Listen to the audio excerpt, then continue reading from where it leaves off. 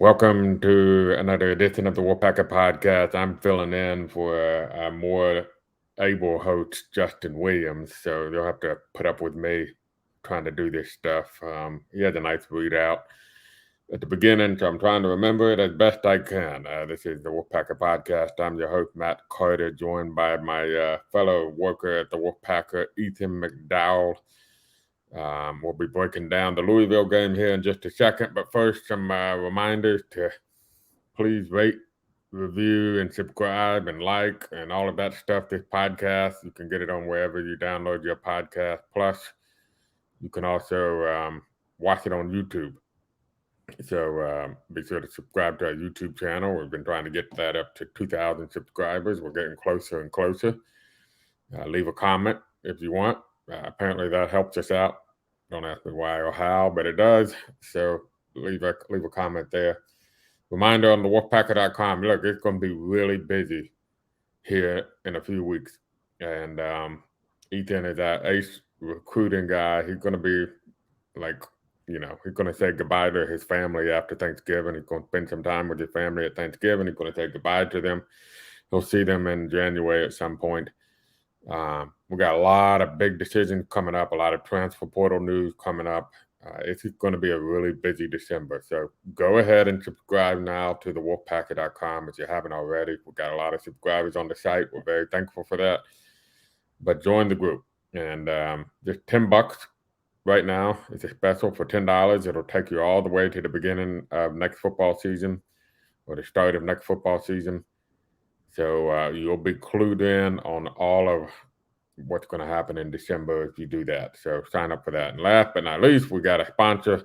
We're very proud of our partnership with rogueshop.com, which is the best place to get all of your cannabis needs. If you have some anxiety, or maybe you're having trouble sleeping, or you're having trouble dealing with some pain, chronic pain type issues, these are good products for you that are natural and safe. And it is a kind of a mom and pop operation, which we're very proud to support. The husband and wife team. The husband's a former veteran who personally subscribed to the benefits of the products that he sells because he's been using them himself, and it's really helped him with some of his needs. And so check them out, rogueshop.com. They have a chat feature there, so you can ask questions there. They're also on our message board with your subscriber. We've had a couple of people ask them some questions about their products, so be sure to check that out. So I did that in all under 3 minutes. I'm proud of myself, Ethan. Let's jump right to the game. I guess we can talk about it. We'll talk about it in depth, but I'm curious, Ethan, your overall thoughts, big picture. I mean, I personally wasn't that surprised with what I saw, especially when MJ Morris didn't play. So that was kind of what my column is. What else would you have expected? We got to be realistic here. There's a harsh reality about what you can expect. So, Ethan, what was your thoughts as you kind of watched that game? I mean, Matt, I'm completely with you. I mean, I think it went just about how everyone expected. When you are having to put in a quarterback who has spent most of the season on scout team, on an offense that was already, I think, performing below expectations of all Wolfpack fans, and you're missing Grant Gibson, and you're missing Demi Sumo Kongbe, and you're missing Devin Carter and Trent Penix. Nothing good's going to happen on offense. It was misguided to expect there to be the offense that kind of showed glimpses with MJ Morris under center. It was exactly what you expected. And Finley showed some flashes, but that's probably all you're going to get if he's playing out the rest of the season. It's going to be flashes and a lot of throws where you're kind of cringing and going, oh no. But I mean, the defense, I wrote about it. They did what they could. This defense has been amazing all season. I know some people have been kind of lowered their opinions on it. I think they're still an elite group, but it's hard when you're not put in positions to succeed by the offense over and over again, week in and week out, and forced to be on the field for so many snaps and so much time, and especially against a team that can run the ball as effectively as Louisville. It kind of just showed up in the second half. They kind of wore NC State down, and they were able to pick up some chunk yards that way. But yeah, I mean, injuries caught up to them, and we'll see if they can get a little healthier before next week. Yeah, I get and add into the cold weather. We were talking Yeah, beforehand. I think Tanner Ingle said he couldn't feel his toes after after the game, and apparently that was one of the colder games. And it was windy, which did play a role in the game because you're already you're limited offensively, both in talent, skill, execution, whatever, plus personnel because of injuries. And then with the wind, you added another handicap for half the game of what you could do. And yeah, I agree with you. I thought when Malik Cunningham was announced out of the game, I felt like that gave NC State a chance. I didn't think they really had a realistic chance if Malik Cunningham plays. I'm with you. But with him out of the game, really, the game kind of turned on. They had to play a good game on special teams, which they've doing preached all week. And there was a bad breakdown on a kickoff that should probably have never had happened. The guy misplayed the hop on it, went back and retrieved it at like the 2-yard line. I mean, that's a play where you have to get the guy down inside the 15-yard line on that play. And there was a breakdown and kickoff coverage, which was very unusual. This has been a great special teams unit all year, not just Christopher Dunn. Across the board, they've been a really good special teams unit this year. And they just had a costly breakdown. And I also thought Louisville pinned NC State 2 or 3 times at like the 4 or 5-yard line. Well, I guess one time they took it back and put it at the 13. But Louisville was winning field position battle. And I think Louisville winning the special teams, kind of gave them the upper hand. And then I'm curious what you thought, Ethan. 4th and 1 at the 45-yard line, your own 45. A couple minutes into the fourth quarter, it's still just 16-10. And you showed a little bit of promise in the third quarter with Ben Finley moving the football. Your take. Should you have gone for it there? Or the other option would have been to punt it. You had to win to your back. Theoretically, you could have pinned Louisville deep. Your defense, I believe, all but shut down Louisville. I think Louisville had, 3 points in the third quarter? Something like that, yeah. Yeah, you go that route, or do you go for it? And if you go for it, what did you think of the play call, which was for those who didn't see it, Ben Finley lined up, and apparently a lot of people didn't see it because I guess it's on RSN, and all the cord cutters of the world can't watch RSN. But Ben Finley's under center, decided they tossed it out to the right with Michael Allen. He ended up getting tripped from behind. I have my own thoughts about the run in particular, but I'm curious what you thought. First, the decision to go for it, and then play call and execution. I think 90% of the time, if you ask me if you should go for it, my answer is usually going to be yes. I'm a big proponent of it. If it's 4th and short, try to get the first down and see what happens. But to have that level of confidence and to be able to go for that, you have to be confident enough in your offensive personnel to run it up the middle. Some play up the middle there, in my opinion. And if you don't have the personnel to do that right now, which I understand with all the injuries and everyone that NC State's missing, then I feel like you have to punt it. I'm pretty confident. I don't want to speak for Doran or Tim Beck, but if Gibson was in, if we had Demi Sumo there, maybe that's just a run up the middle. Or if MJ Morris is in there, maybe it's a QB sneak. But they felt like that was the best play given the personnel we had on the field. And I mean, it didn't go well. And when you have your third string true freshman running back who then misses the correct lane on that run when he probably could have picked up the first down if he bounced, I think it was to the inside. I think there was a bit of an opening. But it was a tough play, and it was the back-breaking play of the game. I don't think it was like a terrible call to go for it, and I don't even think the pitch in that situation is like an unforgivable mistake. But if you if you're not confident enough in your team to pick up 1 yard running up the middle there, I'm probably just punting the ball. I'm torn about it because I'm like you. I think last week a lot of people were like, "Oh, they should have kicked a field goal on 4th and goal from the 1." And no, they shouldn't. I mean, just go for it. Yeah. And so where they were on the field is kind of you're on your side of the 50. I was a little more hesitant this time. I love the aggressiveness. I love the let's go get it now. But I also think that would have been a good position where trying to play field position might have worked in your advantage. You pin them deep, you get it back on a 3 and out, which is a very highly possible scenario. Then you get the ball back because they're punting into the wind. You could theoretically get the ball back at midfield and right back in the position you were without worrying about having to get it on 1st down. And then my other thing too is, Ben Finley showed a little bit of promise in the 3rd quarter, but what's the guarantee, even if you get the 1st down, that you're going to keep moving the football down the field there? So I don't know. I was a little hesitant. I actually liked the play call because I think, and Dorn alluded to it earlier, they barely got a Jack Chambers QB sneak on 3rd and 1. And that may have even been a favorable spot by the official to get that 1st down.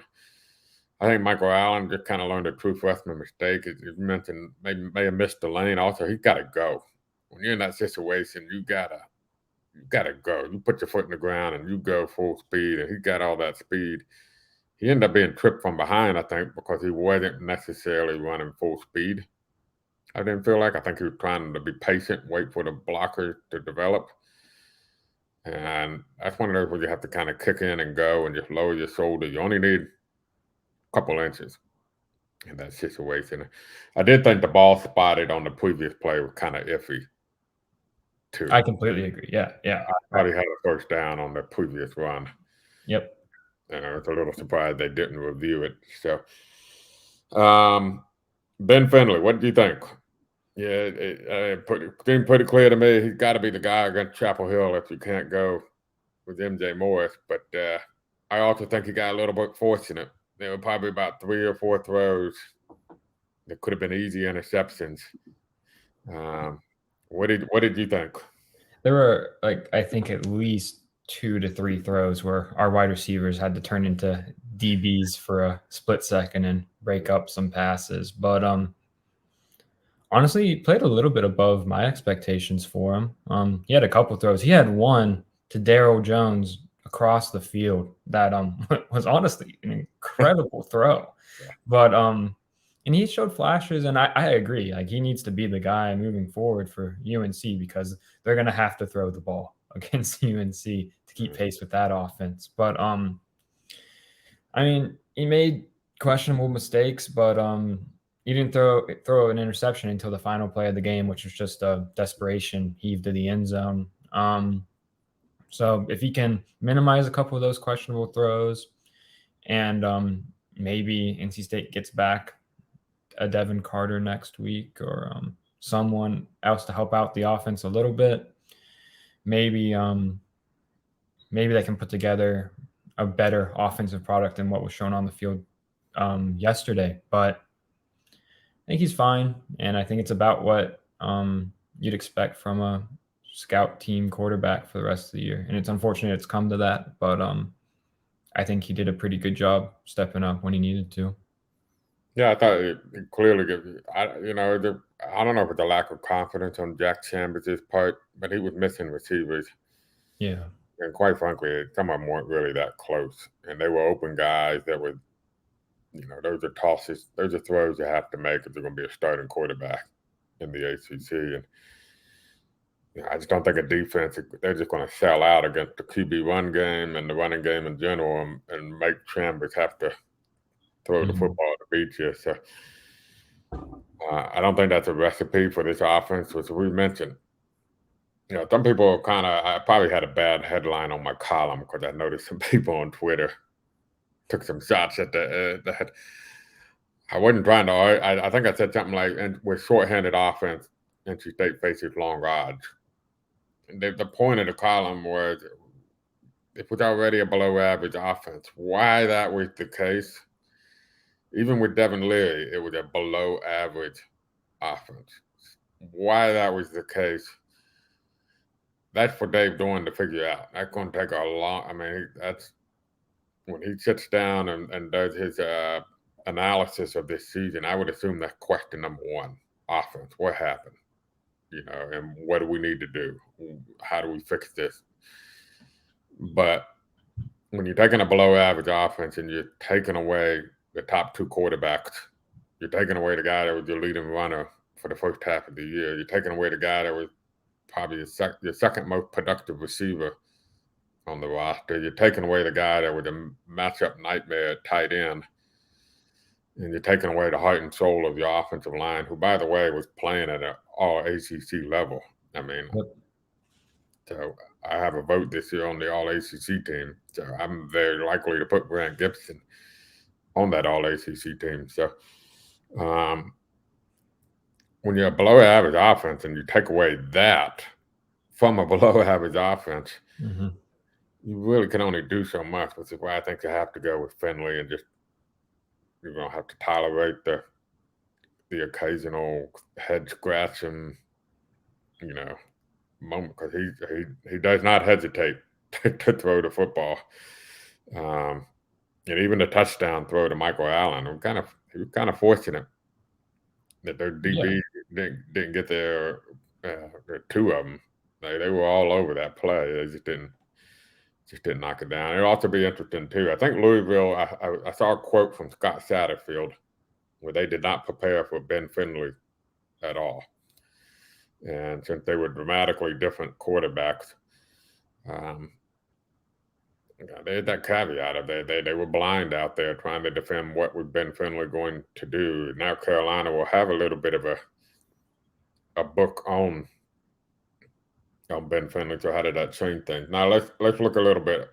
Let's say Ben Finley's your guy. And we talked about expectations. Let's say none of these people come back. None of the injured guys come back. What would be realistic to expect from the NC State offense against a bad Carolina defense? They hadn't played a whole lot of bad defenses this year, I will say. For NC State, it's been a steady diet of good to solid defenses. Maybe Wake Forest might be the one defense that I would say is kind of on the iffy side. So what do you would say, seeing what you saw yesterday from Ben Finley against Louisville, and let's say the weather's fine, no issues with the weather. What do you think could be expected against UNC? I think it would be less about Ben Finley and more about the running backs against UNC, because UNC has given up some chunk plays in the running game. And if you put together some long drives, you can really wear them down and really put up some points running the ball. I think Jordan Houston would have to have more than 8 carries, like I believe he did against Louisville. Maybe getting him really involved in the screen game, because we've seen how effective he can be catching the ball out of the backfield as well. You're going to have to just put Finley in spots to succeed, which isn't going to be, asking him to throw like 20-yard post patterns. Probably it's going to be more like finding Julian Gray on a slant and trying to see if he can make something happen after the catch, like he did against Louisville. I think, like you said, now that UNC will have time to prepare for Finley, I think there will be less of those throws that were almost picked off will probably turn into interceptions. I don't think he will be able to get away with as many throws against UNC. Now that they'll kind of have a little bit of scouting report, and they already did, because his only other career touchdown throw was against UNC, funny enough. So that'll be interesting to watch, but I think it'll come down to the ground game, for many reasons, to keep Drake May and the UNC offense off the field. And it's definitely their best shot if they can get, I don't know, like 12, 14 carries between Houston and Allen, get that for each of them and see what they can do.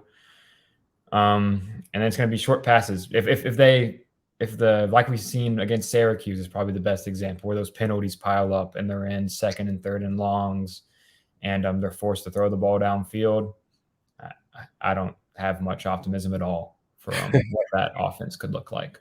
Yeah. Big picture wise, what do you think of this season so far, I guess?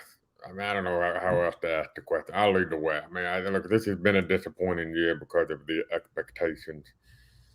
We talked about having to recalibrate expectations a little bit midway through. How much would be riding on the UNC game? Like, I think a win over UNC, getting to 8-4, 4-4 in the ACC, still disappointing, but it would take a little bit of the sting off of it. I think they've been a little bit unlucky this year. I think the disappointment on the offense is a very fair criticism and something that has to be addressed in the offseason. I don't know. I'm still trying to figure out how to. Obviously, the season's been a bit of a disappointment. I don't think that anybody's more disappointed than the players and coaches, by the way. But I don't know. I'm kind of curious what you think kind of rides on this UNC game. Does a win take the sting off of it a little bit, or conversely, does a loss turn it into really, I hate to use the word bust of a season, but for the lack of a better way of saying it, a bust? I think I've always viewed that like 7-8 win range is kind of like the pivot point for a season. Yeah. 7 wins on any other team or any other season, like that's a fine season. For this team, it wouldn't be. I mean, with the sky high expectations they came into the year with, even with all the injuries, I mean, you can look back on it. This team early in the season picked up a couple wins that, I mean, of course, the ECU win, and then Virginia Tech, Florida State, especially. Those all could have gone the other way.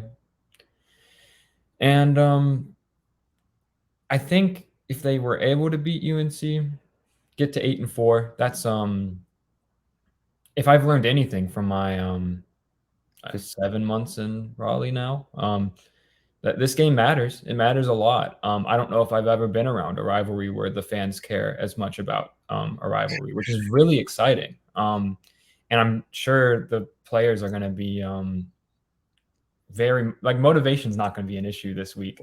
If they were playing Duke, maybe it would be. It's not going to be an issue against UNC. Tanner Engel was talking about it in the press conference. They're going to be ready.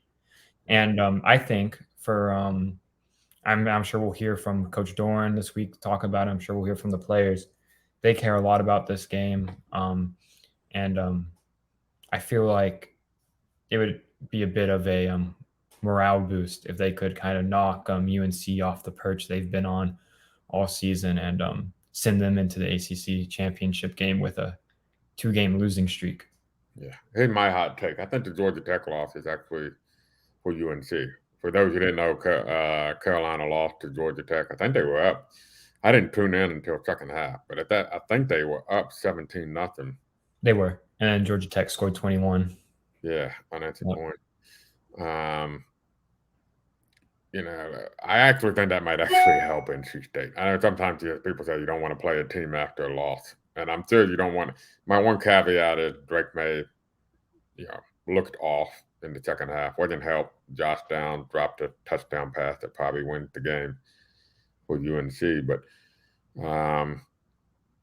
he just didn't look like the typical Drake May. He wasn't moving around like Drake May normally moves around, which is kind of what people probably don't appreciate about Drake May. He's an excellent running quarterback. Mm-hmm. But sometimes a team that have been running, and they have been running a ridiculous roll of good fortune this year, about as much as you had ever seen. And I'm not saying that as somebody who runs an NC State side. It's just a fact. I mean, Appalachian State, very fortunate that game turned out the way it did. Miami missing field goals and interception opportunities in the end zone. Duke with the 2 penalties. If one of them didn't happen, they win that game. Wake Forest turned it over on downs. If they don't come up a yard short there, and Sam Hartman had a first down if he had just thrown the football rather than running it. Wake Forest probably goes up 8 points there and wins, and they're probably winning the game. I mean, it's just a lot of good forcing on you. Not to mention the schedule turned out how the schedule turned out for them. Even with NC State, they got the good fortune of in playing NC State severely shorthanded on offense. Sometimes when your good fortune runs out, it goes the other way a little bit for you, right? The law of averages start to come back, and I kind of wonder if I have a sneaky feeling that them losing to Georgia Tech could be a good thing for NC State. It takes a little bit out of the air out of the balloon of, oh, could we even conceivably sneak into the college football playoff picture if everything happens? Right, all of that kind of out the window. And I saw some people on Twitter last night, some national people saying, yeah, UNC is what we thought they were. They're not as good as their record indicates. That's kind of my hot take. I actually think them losing to Georgia Tech might be a little bit of a good thing for NC State winning. And they could use every good thing. NC State going to need every good thing. As you mentioned, I thought they could beat – I didn't pick them to beat Louisville. I thought they could beat them in a scenario where it was 17-13 without Malik Cunningham. Mm-hmm. You're not beating UNC 17-13. And Georgia Tech was the first team to hold them under 20 points, I'm sure, all year. They did get after Drake May, and I wonder if there's a little bit of a recipe for there where the teams that really get after him and just blitz the heck out of him. That might be a little bit of a recipe to hold him in check. But I don't know if you saw the game, but how do you take my hot take there? Them losing to Georgia Tech was a good thing for NC State. I think I can see it both ways, but I think I'm kind of leaning against that take just because now the coaching staff gets a week to basically yell at UNC that, see, you're not as good as you thought you were, and get them refocused and, kind of lock back in after and refocus their own expectations, which fortunately for them is still an ACC title that they could win. And now I think they're going to be extra motivated coming off the loss. I mean, I forget what the game directly after the Notre Dame loss for them was this year. Do you remember? Because of course that's their only other loss this year. Yeah, I'll look it up while they had not played a whole lot of good teams, period. And that's not their fault, by the way. I've said that a million times. But they played the Hokies of Virginia Tech. Okay, so they bounced back from that loss, given it was against Virginia Tech, the worst team in the ACC, in my opinion. They bounced back. Hokies got a nice win over the Liberty Flames. That was a good win for them. I was able to watch that game, and but it's also Liberty. But they were able to pull off after they lost to Notre Dame. UNC bounced back and held Virginia Tech to 10 points, and completely shut them down. That's their best defensive performance of the season. If they can get a similar effort, even with all the injuries, I still say NC State's offense is a couple steps above Virginia Tech's, I would say. We'll see how they can bounce back against it. I can see your side of it where maybe now there's a little bit of a hangover from that loss. I guess it just depends how much they were really buying into themselves as college football playoff contenders, how much confidence was riding with Drake May on his Heisman campaign, which I think is also dead now. But we'll see. I think it's hard to not be focused for a UNC-NC State game. And I'm sure all the focus will be on getting the guys motivated and ready for that, which shouldn't be difficult for either program. They were 6-0. Carolina was, in game decided by a touchdown or less prior to last night. Remind you, that's against the schedule that probably, if you would have, at one point I did tabulate it for something else I was doing. I was ranking all the Power 5 schedules based on Sagarin ratings, and I think they had the 4th or 5th weakest schedule among Power 5 teams at that time. in the Sagarin ratings. And so the fact that they had 6 of their 9 wins against that schedule came by a touchdown or less.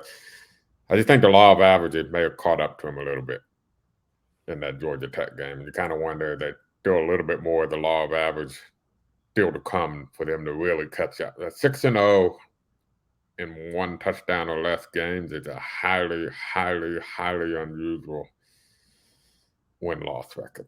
Yeah, for people who haven't like watched UNC and just see the ranking in the high teens for them, or low teens, I should say. They're a lot closer to Louisville caliber team than they are Clemson, despite what the rankings say. There's a big gap there. So I wouldn't count NC State out of next week's game by any means. And I mean, over the next week, we'll talk plenty about that. But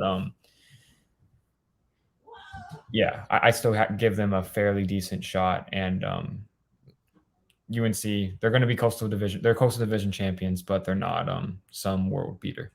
Yeah. All right, before we give out our game balls, we'll kind of give you a tease. Ethan doesn't know I'm doing this. He's going to have to think on the fly here. But name me 3 guys.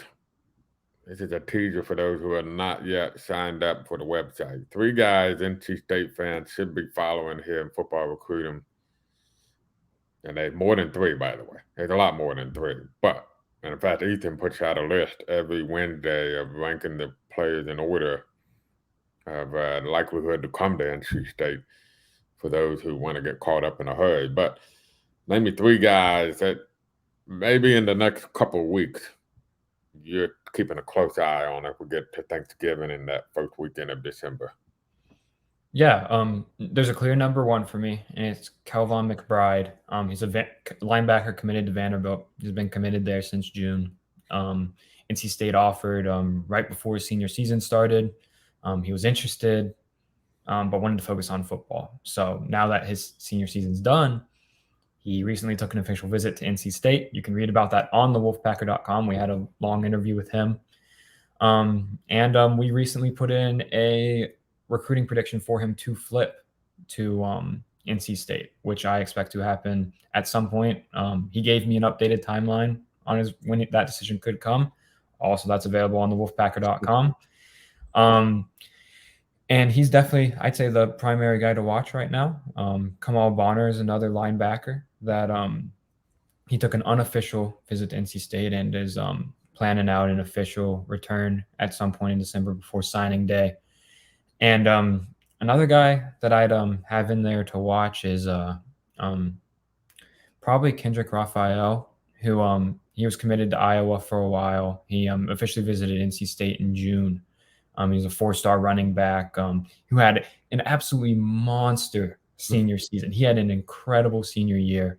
Really, really good back who decommitted from Iowa and has reopened his recruitment. It's been a quiet recruitment since then, but if he plans to sign in December, I think NC State will be very involved there. And we'll hopefully have more intel on him in the coming weeks as well. Yeah. All right, game balls. I'm gonna steal the spotlight and take the first game ball. Actually, give me a second here to pull up the stats because I done that before we started. Make sure I have the right numbers.